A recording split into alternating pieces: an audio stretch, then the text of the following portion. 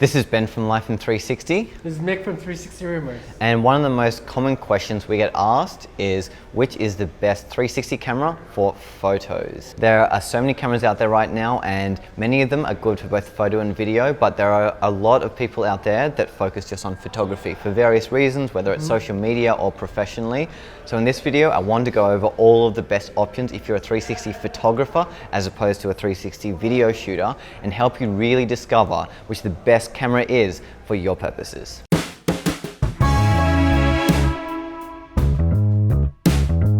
When 360 photography first began, believe it or not, it wasn't actually 2 or 3 years ago like a lot of people might think. It was actually many years ago. I'm going to say 10, 20, even 30 years ago. Maybe decades ago. Yeah, decades ago. And this was done using a DSLR camera and a PANO head, where you've got a tripod with a PANO head on it, and your DSLR is vertical. You have a wide lens and you flip it around in many directions, taking high-res photos, and then you stitch them together into one really high-resolution photo. And this is something that still happens. The professional Google Street View photographers and business interior shooters still shoot this way. So that is ultimately the best way to get 360 photos. You're going to get the best look and the best resolution. So that's something that isn't really an option for a lot of people, because it does require the gear. You have to buy a good DSLR camera. So it just requires a lot more work than the point and shoot 360 cameras that Michael and I both deal with. So in this video, we're going to go over the best all-in-one 360 cameras for photo. So we have so many options here, and I think How many do we have here? I think, I don't know, about 20 or so. Yeah. These are the most common, some of the most common 360 cameras at a decent price point. So if you do have a lot more money and time, DSLR is the way to go, and contact us and we'll put you in touch with people that can really show you how to get that done. And that definitely does have a time and a place. However, if you need a much speedier workflow at a lower price, these are all really good options. So I do want to go through them one by one, because something I find that is people's number one factor that goes into whether they're going to buy a camera or not is price. There's no avoiding it. You've only got a certain amount of dollars in your wallet. If a camera's $200 and you've got $100 in your wallet, you can't have the camera. So I'm going to go through them within different price brackets and really work out which is the best photo camera for a few different price brackets. So the first one I'm going to say is the $100 or less. So if you're not really sure whether you want to get into photography or not, into 360 photography, but you do maybe want to spend under $100 just to get a cheap camera and see whether you like it or not, then you can get a better one later. Just a couple of years ago, even just a year ago, it would have been impossible to get anything decent for under $100. But now there are actually decent options. Yeah, there are quite a few options in many different price brackets. And what's been amazing is the average price used to be about $400 or $500. Now it's down to about $200 or $300. So that's a really awesome thing. So we don't have a massive amount of options in the less than $100 price range. We do have two on this table, which, I mean, look, firstly, I want to point out there are probably hundreds of cheap cameras from China that will break in 3 seconds that are under $100. Yeah, and they're not worth the money. Yeah, exactly. I've actually bought one of those. Yes. Yeah. It was horrible. Yeah, they'll say something like, 12 megapixels or whatever, but it actually is just like totally interpolated from something like 1 megapixel. It's like webcam quality. Yeah, so our first piece of advice is buy the known brands. Yes, it's good to support the little guy, but they don't always thoroughly test their cameras, and there's often massive flaws. So you need to avoid the flaws as much as possible, because that's going to mean the shooting is going to be much more possible, and you're going to actually be able to do it and not end up with a piece of crap as your photo. So, so in the under $100 price range, don't buy the cheap Chinese cameras, and no, the Xiaomi isn't a cheap Chinese camera. It's a cheap, good Chinese camera, not a poorly made one. Right. So in under $100, we have two options on this table. One of them is the LG 360 cam, which is one of the first ever 360 cameras. Right, yeah. And it was one of the first affordable ones that were actually decent. Yeah, with the 2.5K video and 16 megapixel photos. Yeah, but the big downfall of the LG, unfortunately, is the stitching. You just get massive seam lines on either side, and it just makes it unusable, in my opinion. And they've also discontinued the LG, so you probably can't buy it. Look, I'm sure there's a few on Amazon, I think you could still buy it on Amazon. Yeah. And although the stitching quality, like Ben said, is not that great, but if all you have is $100 and you're not even sure, you know, it's something to consider. It's a good way to start, but just given how many options there are now, especially how many new cameras are coming out, I would advise looking elsewhere. If you're looking at buying your first 360 camera now, don't buy the LG. If you already own one, that's fine, but you might want to consider some of the other cameras on this list.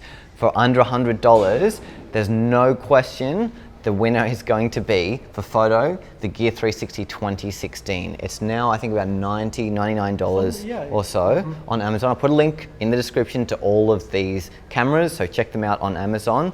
But this one is still one of the best 360 cameras around right now for both photo and video, and this is actually a steal for $100. This can do so much. It originally came out like $350, and I know I paid even more than that when it first came out. But because the 2017 camera came out, and the 2017 was given away pretty much as like a freebie for some phones, you know, it drove the price down. So it drove the price of this one down even further. So now it's like really cheap, but don't let that fool you. It's actually a really good camera. It's still a really good camera in 2017. Yeah, however, it is for Android only. So if you're on Apple, unfortunately, this won't be an option. Yeah, if you're an Apple, there's like a workaround that you can use a Google Street View to trigger it remotely, but obviously it's not, the stitching won't be as good because it's only template-based stitching, and you won't have like full control. But it is, you know, a possibility. And if you have a PC, you can still use that by itself as a standalone camera and then just stitch it at home. Now, can you stitch photos with a Mac on the Gear 360? So you can, but it's not perfectly optimized for the 2016. So they have Gear 360 software where you can stitch photos from this camera, but stitching on the 2016, it's not optimized for it because the lenses are slightly different shapes. You can see this one's flatter, and this one, the lenses stick out more. The stitching means that there's a much more prominent seam line of the 2016. I would say it's not usable on Mac computers.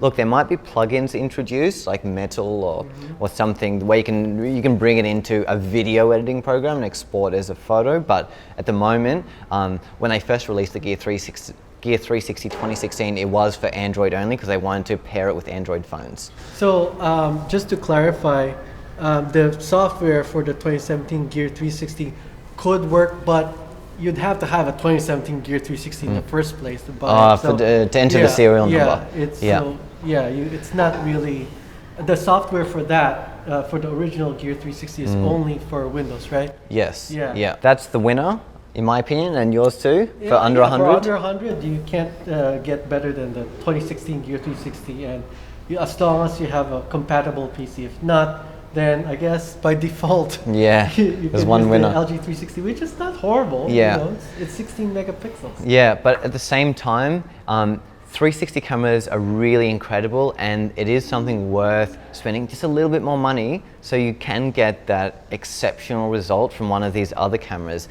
because they're really going to pay off really fast when you can shoot incredible 360 photos that you can post across all different social networks and websites, and they can serve many different purposes, but essentially the more money you pay, the less problems you'll have, and you want less problems. Give yourself at least a few less problems. Well, usually, you know, a common mistake is to go for it, like to try to save money, and then when you buy it, you ended up like deciding, you know what, actually it's not good enough, and you actually spend more money, end up spending more money getting an actual camera that fits your needs. So it's better to just buy one that fits your needs in the first place. So let's go to the maybe $100 to $300 price range. And we're talking about photo. We really want to go into detail about what each of these cameras can offer in terms of photo.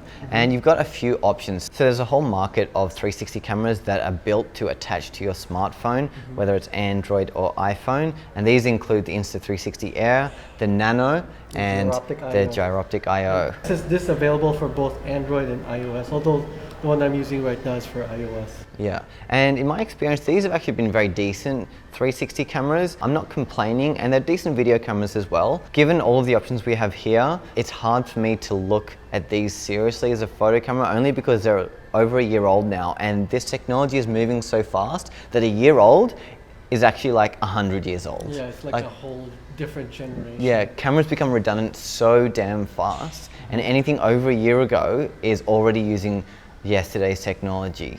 Even 6 months ago, cameras are going redundant, and for me, these two are absolutely redundant. However, if you've got one, you'll still get awesome photos with them. However, I would not recommend buying them if you haven't bought a 360 camera up to this point. Yeah, I guess I sometimes occasionally still use them, and mostly their strength to me is for social media. If you want something quick, because you want some of these phones like some of these cameras like the Insta360 Air and the Duroptic, they can download the photos directly to your phone. So from there, it's really easy to share on social media. But if you want something with like higher quality, then they're not really designed for that. Yep. So moving up, we have the Gear 360 2017, which is quite a good 360 photo camera. It's good all around. If you go on for free with your Galaxy Note 8 or another Samsung phone, then you've got a good 360 camera on your hands. Pairs with your phone, it's quite good. I probably wouldn't go out and buy one if you don't have something that is very Samsung friendly. I would only really get one if you can get a good deal on one. How is it on iPhone? Because like I've been mostly using it with my Samsung phone. I haven't really used it much with an iPhone, so yeah, it's almost the same. I've got an iPhone and Android. It's basically the same experience. There were issues with the video. I think the video works better on Android than iPhone. However, for photo, it's basically the same. Yeah, it's a good camera, but again, in my opinion, this is yesterday's technology. It was awesome when it came out, and look, if you own one, it's still an awesome camera. But if you're not owning one just yet and you're looking to get one, I probably wouldn't recommend this right now as of September 2017. Is it September? It's October. Oh, right okay. now. Oh, but Wait, for a comparison, yeah, you're right. What year is it? I guess we could say 2016. You mean when did it No, come out? like what's the year right now? 2017. Are you sure? My watch says 2015. Oh, I'm so sorry. Oh shit. Is this the right building? Yeah, I wouldn't really recommend the Gear 360 2017. Yeah, I guess the one cool thing though about the 2017 that I wish the 2016 had is the landscape HDR mode. Yes. That's a true HDR mode, but I think it takes 2 or 3 shots and then combines them. Yeah, so that's I guess the saving grace, if anything. But yeah, and for those who don't know, HDR means you're getting 3 different exposures and combining them. So if you have like bright light and shadows and a mid-range within the same scene, it's going to combine them all and shoot one overexposed, so one where it's brighter, one underexposed where it's darker, and then one at normal exposure, and then combines the best bits of all 3 of them into one evenly exposed image. Next, we have a few cameras that look exactly like each other. We have the Theta S and the VRDL camera. What do you think about the VRDL? I haven't actually turned it on yet, and I think it's just about to be released. Yeah. But what do you think? So far, I think the photo and video quality have been better than I expected because it's a low-cost camera. I think Kickstarter or Indiegogo, when it was first crowdfunded, you could get it for like $100. And at that time, I wasn't even sure if it was going to be released. But well, here it is. They've actually sent out review copies. And I've tried it out, and it's like I said, I've been impressed by the quality, better than I expected for the price. Yeah. I think it still does have a few flaws, and I haven't tested it myself, but for me, I really recommend going for the known brands that have proven both image quality but also build. Like it is made of plastic, and I'm not feeling good holding this and taking this around because I just feel like it's going to break. So. Yeah, for me, that almost stops me from turning it on to begin with. I might not ever turn this on because it just feels like a cheap camera. Yeah, the other weird thing about the VRDL is that it doesn't have a tripod hole in the bottom. Yeah. They're going to have an adapter eventually, but if you forgot to bring the adapter, then you know, it just adds a little bit of inconvenience when you're shooting. Yeah. Yeah, but in terms of the actual image quality, it's kind of okay, you know. I think it's, what is it, 24 megapixels? I'm not sure. Yeah, something like that. Yeah. But yeah, I don't know. Okay. I can't get past the cheap feel of it. Like, I'm sure they'll work on it. I'm more forgiving, I guess. Yeah, So I'm for not. me, I'm it's not. like, I'm very stubborn. I'm more focused on the actual image. Yeah. And even if it's plasticky, I mean, more plasticky than anything else I've used. Yeah. But What do you? maybe the final version will be more solid. You know, that's Yeah. what they mentioned. Yeah, I think it will. Yeah. What do you think about this? What does that look like? Yeah. Any it's guesses? a unique design. So. Yeah, so unique. Not really. Well, I mean, look, you know what? This is actually one of my favorite design cameras, the Theta yeah, S. perfect. So Pretty if you're going much to a copy, perfect form factor. yeah, if you're going to copy any of them, it would be the Theta S. But this is actually, I would say, the best 360 camera in the $100 to $300 category. Just all around, it's just an excellent performer in so many ways. Just excellent dynamic range, great workflow, really good in low light as well. You can do long exposures, up to 30 seconds on the Theta S. 60. On the S? Yes. Okay. You can go to 60. Yeah. And it also has this thing called interval composite, where you can take photos at intervals. Like, let's say every second it will take us 20-second exposure or 15-second exposure, and you can combine all those exposures to get a clean photo, and you could see details that you would not otherwise see. Yeah, yeah. So the Theta is the camera that kind of really got me known when I started posting tiny planets on Instagram, and it's a camera I do have a lot of affection for. Like, I'm not automatically going to say this is the best because it's helped progress my career, but honestly, out of all these cameras in that price bracket, this is going to get you the best results, and it's the best results that got me to where I am, and this gave me the best results. So I would recommend still the Theta S and the Theta SC if you are only looking to spend $100 to $300. The Theta S is going to be a good camera. However, there's been one camera we haven't mentioned. Which is what? Oh my gosh, I've never seen that before. Well, what is it let called? me tell you, it's called the Xiao Juice. Oh, Juice? okay. Xiao I don't know. I don't know. The Xiaomi MIJIA Mi Sphere. There you go.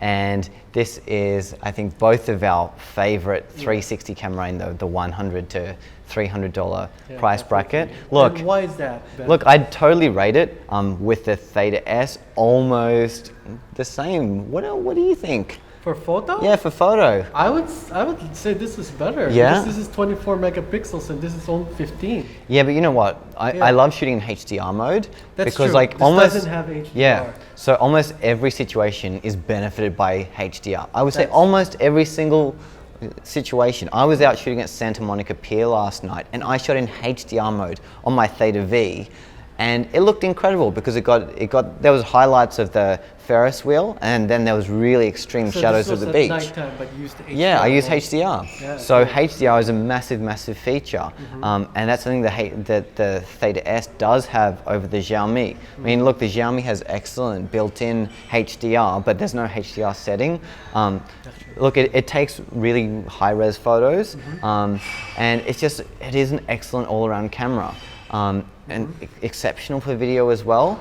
I would say that the Xiaomi would probably have the edge over the Theta S for me, only because of its versatility, because it is so good at video. Yeah. When you go out and you can only choose one camera, right, you need something that can cover your bases in all situations. And for me, the Xiaomi does that. It's excellent at photo and excellent at video.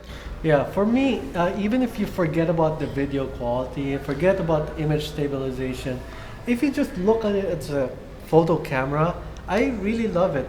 It's got like excellent sharpness, not just in the middle of the frame, but also throughout the edges, even all the way to the stitch line, almost all the way to the stitch line.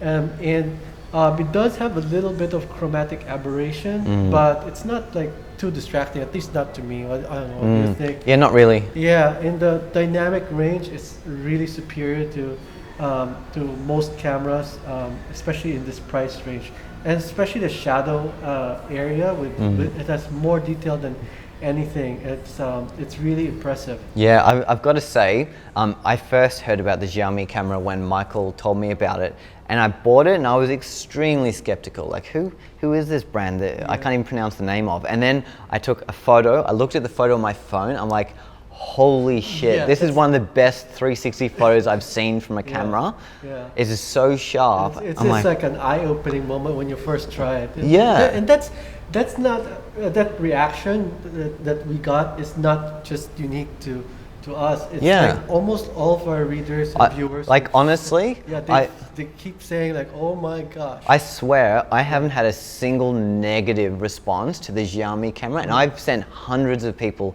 to the Xiaomi. I've convinced them to buy through my videos, and they've all been satisfied. I've never heard of anyone sending one back because it just does deliver in so many different areas. Yeah, it's really an amazing 360 camera. Yeah, so I will put a link to where you can get this on gearbest.com down in the description. Next, we have the $300 to $1,000 category, and there are actually lots of competitors in this space, and you're going to get a really good 360 photo result because you can do 360 photos in many different ways, whether it's with an inbuilt all-in-one 360 or combining a few different photos in another way we're going to show you at the end. I think you're going to be amazed at how good the results will be. First, I want to start with my new favorite camera, and that's the Theta V. This is one I've been carrying around in my pocket a lot since I've been in California, and it's been just a really good camera to shoot with. Photos, unfortunately, look, they're not an improvement in resolution over the Theta S. However, look, I guess I've noticed a slight improvement in the image quality. Yeah, I would say that the shadows are a little bit brighter without increase in noise. And it's maybe a little bit sharper. What do you think? Maybe a tiny bit. They did talk about this when they did their press conference for the Theta V. Right. They were pointing out a few different differences. Honestly, I haven't noticed a massive amount. However, they had an excellent product to begin with. So this isn't really like fixing up something bad. This is just continuing something good. Instead of just adding to what a great thing, which is video, the 4K video. Yes, exactly. So yeah, it's got awesome video, but for photo, this is the same excellent photo camera it was before. Yes, look, it could have more resolution, and a lot of these cameras have more resolution, but what's more important is the look. Because if you have all the resolution in the world and your highlights are overblown and you start losing information within your image, then to me, that's a bigger travesty than resolution. And the other thing is that the other reason we both love the Theta is the stitching. It's amazing. It's probably the best one among 360 cameras. Like I would even say it's better than the Xiaomi, even though they're similar. Yeah, because the similar Theta widths. has the Xiaomi uses template-based stitching, whereas the Theta uses optical flow stitching, where it actually moves the pixels so that they're aligned with each other, and oftentimes, that makes a difference in making it extra smooth. Yeah, the stitching has always been excellent on the Theta, and you're probably not going to get your face stitched half off like a lot of the other cameras. So yeah, this is just a great camera for traveling around, having in your hand, and you can even put it near things and you don't need to worry about the stitching. It's just a great all-around photo camera, and you can do 60-second exposures at nighttime, so you can do light paintings and all kinds of cool stuff at night. You can basically take a photo in the dark and you can put it on for 30 seconds and it'll look like it's daytime. So that's something I really like. It's something I used to do a lot with DSLR photography. I used to do long exposure and like capturing stars and stuff and light trails. You can now do that in 360 with a camera like the Theta V. So I would strongly recommend the Theta V, and you would too. Yeah, I'm also a fan of the Theta V, more so for video, but like Ben said, it's also a great camera for photo. Yeah. So the next camera in front of me is the GARMIN VIRB, and this is one of the best 360 video cameras available now, all in one. However, for photos, it sucks. It is so bad. Why? Why is that bad? Firstly, the resolution's bad, but like it just looks like almost pixelated when you look at the photos. Yeah, it's kind of weird, but even with the most recent firmware update, if you look closely at the photos, at least when I did, it looked like almost like watercolor, like almost all the small details that you would expect just kind of got smeared over. and that's why I'm not like terribly fond of the Garmin VIRB for photos. Yeah, look, this is a great video camera, but for photo, absolutely not. If you saw my review of the VIRB, that was my kind of hypothesis at the end.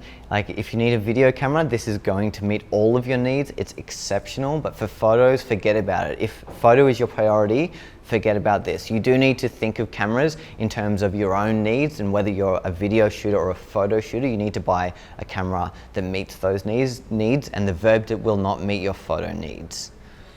Yeah, and along those lines, VIRB is actually not the only camera with that issue, and that's one of the other cameras in this category is Orbit 360, recently released by PixPro, by Kodak. and by Kodak PixPro, and it's in terms of specs, it's great. It's 24 megapixels.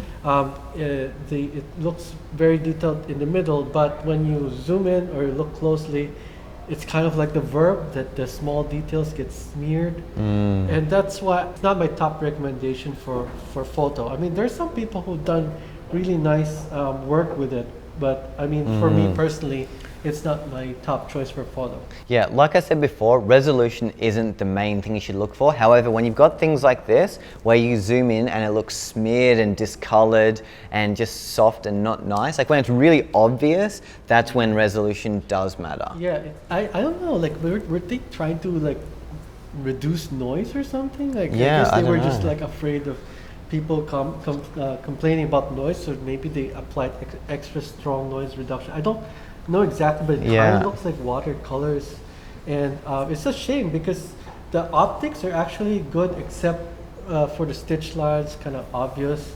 But you know, you check it out yourself. Yeah.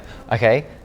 What do you think about this one? I've never actually used the KEYMISSION myself. Okay. I've actually seen decent video. I've seen some of your 360 videos, and they look fine. But what about for photo? Yeah, so the KEYMISSION, like Ben said, is I think it's decent for video. A lot of people complain about it because of the connectivity. But for me, the bigger issue is the stitch line, or rather the lack of consistency of sharpness. If you're you're like in front of the KEYMISSION or directly behind it, it's going to be sharp. Sharper than almost all other 360 cameras that I've tried in its category, right? But move a little bit further away from the center line, the sharpness drops really fast. And here's the important thing. For 360 video, that might be passable because you know, like YouTube was saying, like the heat map showed that most people are just looking in the middle, right? But if it's a 360 photo, you kind of expect people to look around, so it will definitely be noticed, and that's why this is not a camera I would get for 360 photo, despite the fact that it has 24 megapixels and it has actually good dynamic range. Yeah, I also think it's just overpriced as well. It's still at about $500 compared to some of the things you can get for, say, $430 or $250. It just doesn't justify that higher price point when you can actually get a better result from something like this. I guess if you are a diehard Nikon fan or Nikon fan, Nikon. then you could consider this. I mean, some things it has going for it. It's waterproof. The lens is replaceable. You know, if you drop it, you can replace the lens, kind of like the VIRB. But other than that, I can't really recommend it for photo. Yeah. One more good thing about the VIRB is it's waterproof. So if you are an underwater photographer, you will want to consider this one, even though the photos are crappy. For video, absolutely consider it. Generally, for most of these cameras, they do have some kind of underwater housing, whether it's specific to that camera or just a generic one. However, something I've consistently seen from seeing underwater photos and videos is the presence of the actual case is pretty visible in the photos. It's almost like there's like a haze around the photos. It reduces sharpness significantly. I haven't seen it done well yet when a camera has been put inside of a waterproof housing. I guess one possible kind of exception to that might be the Theta V. The Theta V, you can still see the case, the waterproof case, but at least they designed the dome so that it's spherically shaped to minimize the effects of refraction, so that the stitching is actually nice, looks good. The Theta V has the best stitching I've seen for consumer 360 cameras underwater. Yeah, but other than the Theta V, I don't know. I haven't tried the Insta360 ones underwater case, so I don't know how that's going to turn out. Yeah, we'll test sometime soon. Sure. So there's one 360 camera that I think you guys are going to be really surprised about that actually beats every single 360 camera on this table, and that is a GoPro. Put that price category. Or almost any, I would say almost any 360 camera, and that's from GoPro. No, it's not the Fusion. Stop asking me about the Fusion. I don't know anything about it yet. It's coming soon, and yes, we will talk about it. Yeah, Fusion, when it comes out, will be interesting. At $699. Yeah, it's going to be competitive in this category, 18 megapixels. But you know, it's kind of hard to say without any sample, not even a single sample from GoPro. They posted videos, but no photos yet. So I don't know what's like for photos. So that is going to be the first time I ever beat Michael to releasing a piece of content. It'll be with the GoPro Fusion. You're going to hear it first from Life in 360. It's going to be the third one then. The third? Because there was the Insta361, the Theta V. Yeah, or the unboxings. Yeah. So not gonna lie, there you go. That's the reason I did release them so fast. I was thinking about Michael working at 2 a.m. I'm like, Michael's working hard at 2 a.m. I better work hard at 2 a.m. too so I can beat him. I get the camera first. All right. For once, vengeance is mine. All right, so now the Fusion's gonna be another one then. So the GoPro camera I'm talking about, what is this? It's a blue camera, you're asking. So this isn't a GoPro 360 camera. This is a GoPro with a mount. So what this does, this is called the PANO 5+1 Mark II, and there's also another one. Another similar one, this is called PANO Hero H5. PANO Hero. So the principle is very similar to the DSLR photography example that I talked about at the start of this video. And this is where you can shoot a photo in one direction, and then it moves, take another photo, take another photo.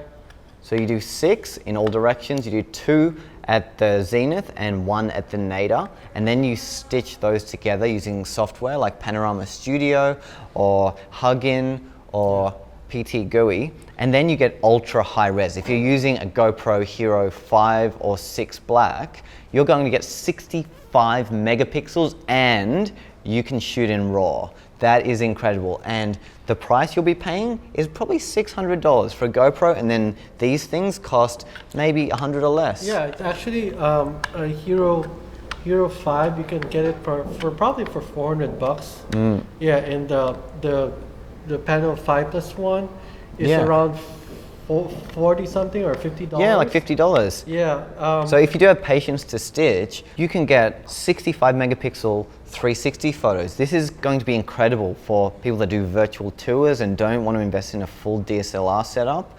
You can get super high resolution and RAW, and ultimately the GoPro look, especially when shooting in RAW, is absolutely exceptional. So you know you're going to get quality with GoPro.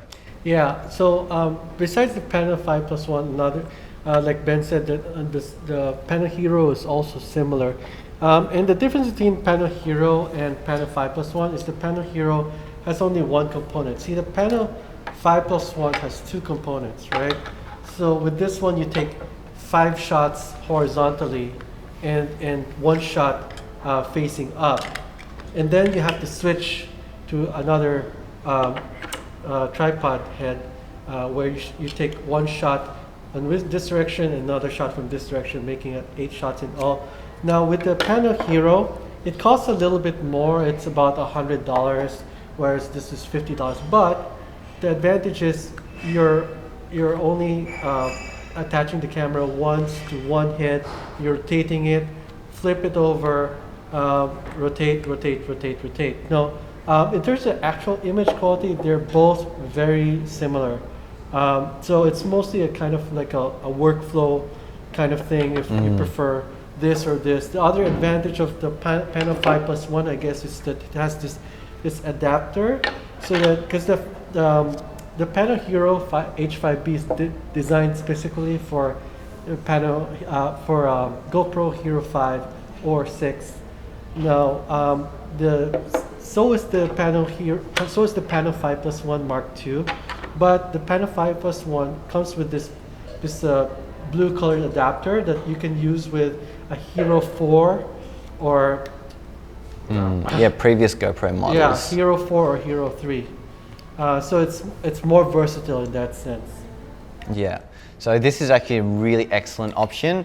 This is an option for people that actually have the patience to stitch them together. Look, it's not a long, tedious process at all. If you actually shoot it right, it's as simple as just importing images and saying stitch, and then it'll do it for you. However, I've found a lot of frustration in having slight inconsistencies, like if there's a bit of movement in the scene, for example. So if you're in a public space and there's a car that moves or a person moves, you're going to encounter issues, and you will have to draw masks around the areas you want to disclude. So this is definitely for someone that actually does have the patience to deal with that. And look, someone that knows what they're doing can put a photo together in under 2 minutes. Yeah, not me, this guy, this guy. No, just kidding, but like, seriously, I do have a tutorial for stitching so you can see kind of like what it's like. And besides the movement in the background, another thing you have to watch out for is the slightest movement in the tripod is going to make stitching pretty different. Yeah. Unfortunately. Yeah, so it takes a lot of care to shoot. Yeah, you've got to be really careful. You just have to use the tips of your fingers. Yeah, exactly. Because it's so easy to move the tripod, like even 1 millimeter, and if it moves a millimeter, like your shot is gone. Yeah, it's going to be hard to stitch. You're going to be like, you're going to have stitching errors. Yeah, exactly. So, like ultimately, I would say this is probably the best quote-unquote 360 camera, but you need to have patience to stitch. This is, like I said, very similar to the DSLR method, which is the ultimate method of shooting 360 photos, and this is at a much smaller price point. So I will put a link to the Rode Getty 5+1 and to the PANO Hero down in the description. Sorry, one more thing I forgot to add. These two, PANO Hero and PANO 5+1, one advantage though, that where I would choose them over any other 360 camera here, is for really tight spaces, because these they shoot from the nodal point, so there's zero parallax stitching error. You can have, let's say you're shooting car interiors where everything is really close to the camera. If you shoot with, let's say, Insta360 Pro, you're gonna have major stitching errors. But with this one, because there's zero parallax stitching error, it's super clean. The stitching is perfect.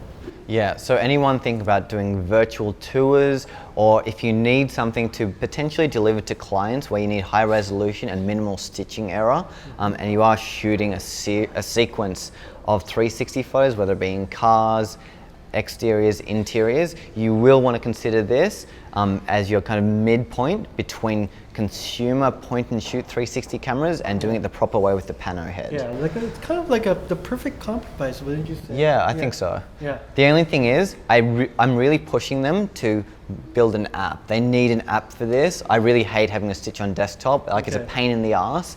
It should be done on mobile. However, mobiles, from what I understand, mobiles just can't do it at the moment. I'm sure, look, maybe the next year or two it's going to be possible. Yeah, actually, good news on that point. I'm actually working with them to create a stitching app for the PANO 5+1. It's actually already been done for PANO Hero. So they're still working on it. Yeah. But at least I've seen the results. Looks really promising, and it's going to be free. Yes. So that's perfect. Well, there you go. You heard it here first. There you go. That's cool. Yep. If you have the patience and you need that resolution, that's a really good option. However, workflow is just so important. You need something you can turn around quickly. And at the moment, that's not a fast workflow. Yeah, fast workflows are using cameras like this and like this. Where you really can get that fast turnaround. I shoot a lot of Instagram content. I like to release photos every day, and when I shoot a photo, I won't post the first one that I shoot. I'll shoot 20 photos and I'll post one, right? So I need to be able to check the first 19 to realize that they're absolute turd sandwiches before I get to the 20th. So I don't want to have to go home, stitch all the 12 photos together to realize I've got a turd, whereas I can find out then and there. Like in 3 seconds. Yeah, if that's your style of shooting, Yeah. this is not the camera for you. This Yeah. is not the camera either for. It's not really events. for social media. Yeah, yeah, it's not that kind of thing. But, yeah, exactly. It's kind of a next level up work. If you actually probably are, you could use this for client work if you're charging and earning money. I would say definitely. If you're giving that high a resolution result, you could absolutely earn money doing virtual tours with a GoPro, as long as you have a really good understanding of it and know how to process it and process mixed lighting where you've got windows and interiors, because that's an art form in itself. So you really need to know your shit to really get a good result from something like that. Next category is our super high-end 360 cameras over $1,000, and we have 2 of them here on display. There are more, but between us we have about 26 different 360 cameras, and we have 2 of them over $1,000. So would you like to introduce us to the first one? So this one is called the PANO, and it's got, I think, 36 lenses, and it can take photos at 16K. That's 130 megapixels. I don't know why, but the specs say 108, but if you actually look at the photos, they're 16K. It's around like 130 megapixels. It's incredibly detailed. Dynamic range is fantastic. Not only that, but it can also shoot in HDR, a true multi-shot HDR. It would take in 3 exposures, and it will combine it, and the exposure looks very natural, not the HDR-ish look. It looks really natural. It's amazing. So the one thing weird though about the PANO is that it stitches on the cloud. So they don't give you the software that you can stitch for yourself. Instead, you have to upload the photos to the cloud, and then they'll stitch it for you. And sometimes it takes 10 minutes, sometimes 30 minutes. Sometimes if they're clogged, if they're backlogged, it can take even longer. But that's the kind of like the drawback to it. But otherwise, I really love it. Yeah. How much is it? This used to be 2,000. Now I think it's 2,200. Okay. And they've been in the news lately because they recently filed for bankruptcy. Oh wow. Yeah, but they've come out from bankruptcy. They've found an investor. The new investor really knows what they're doing, and they've got big plans for PANO. They're actually going to focus more on B2B clients. So, but they're still going to keep the cloud stitching available for everyone who gets the PANO. So awesome. Yeah. Very cool. And next we have the Holy Grail, the Insta360 Pro. And yes, look, this is branded more as a 360 video camera than a photo camera. But there's been some really exciting news lately from Insta360 that are really going to take this to the next level for photos as well. So the Insta360 Pro has 6 lenses. In terms of the specifications, 8K photos. So 8K, it's about 32 megapixels. That's in 2D. That can also take 3D photos. So that's 8K by 8K, so almost 64 megapixels, almost. Now, the big news that Ben was alluding to a while ago is that Insta360 announced that they're going to do this firmware update that's going to increase the photo resolution by 4 times. 4 times. So from 8K, it's going to go to 15K. That's almost the same resolution as the PANO of 16K. Now, the only question is, I don't know how it will look like. I mean, they've told us it's going to be 15K.